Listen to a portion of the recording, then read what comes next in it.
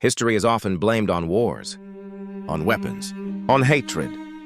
But history isn't usually killed by violence alone. It's killed by decisions. Decisions made far from battlefields, in quiet rooms, by people who never saw the bodies.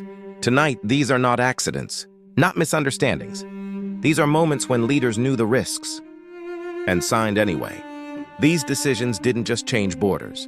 They erased cities, starved millions, and reshaped the future of humanity. These are the deadliest decisions ever made by leaders. The first decision lasted only minutes, but its consequences will last forever. In the final months of a global war, victory was already near. The enemy was weakened. Resources were exhausted. The end was inevitable, but leaders feared one thing more than defeat. They feared uncertainty. In a small room, far from the battlefield, a decision was debated, not whether the weapon worked, but whether it should be used at all. The order was approved. When it was carried out, a city disappeared in seconds, then another. Hundreds of thousands died instantly. Many more would suffer slowly. In that moment, humanity crossed a line it can never uncross. From that day forward, every conflict carried the shadow of total destruction. The deadliest weapon in history was not created by accident. It was chosen. The next decision didn't come with explosions. It came with signatures and false hope. After a devastating war, the world wanted peace. Leaders promised stability. They promised restraint. But when a rising aggressor demanded territory, a decision was made to give in. Land was handed over. Warnings were ignored. The deal was praised as diplomacy. But the message was clear. Aggression had no consequences. Within months, the promises were broken. Within years, the world was at war again. Tens of millions would die. The decision meant to prevent war. Didn't delay it. It guaranteed it. Some of the deadliest decisions don't involve enemies at all. They involve citizens. In the pursuit of rapid industrial growth, leaders enforced policies that ignored reality. Food was seized. Movement was restricted. Help was denied. The result was famine, not caused by drought, not caused by nature, but by policy. Millions starved quietly. No bombs. No battles. Just decisions written on paper that removed food from entire populations. For years, the suffering was denied. By the time it was acknowledged, the damage was irreversible. Sometimes the deadliest decisions are the ones that look administrative. History had already been rewritten, and worse decisions were still coming.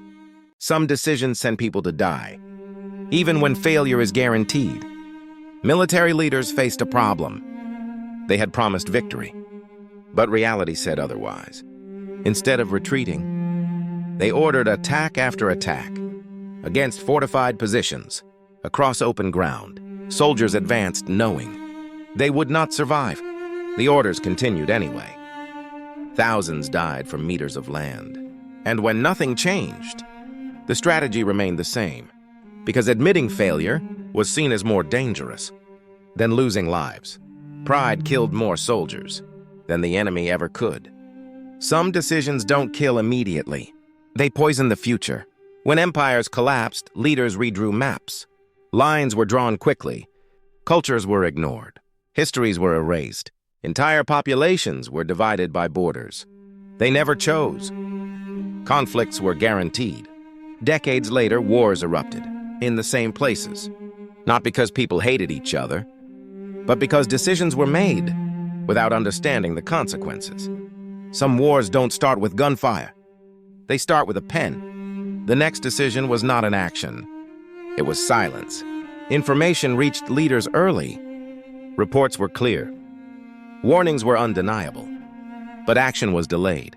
Debates continued. Committees formed. Time passed. And while leaders waited, people died.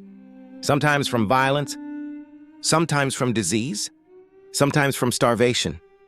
When action finally came, it was too late. Doing nothing became the deadliest decision of all. Because in history, inaction is still a choice. What connects all these moments? is not cruelty, it's distance.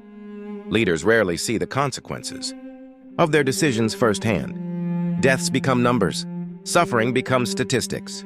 And once humanity is reduced to data, almost any decision becomes acceptable. History isn't shaped by monsters alone. It's shaped by ordinary people with extraordinary power who believe their decisions are necessary, and that's what makes them terrifying. The deadliest decisions in history weren't made in anger. They were made calmly, rationally, and confidently. Which leaves one final question. If history has been shaped by decisions like these, what decisions are being made right now that future generations will never forgive? If you want more stories about the hidden choices that reshaped humanity, subscribe, because history isn't just written by victors, it's written by decisions.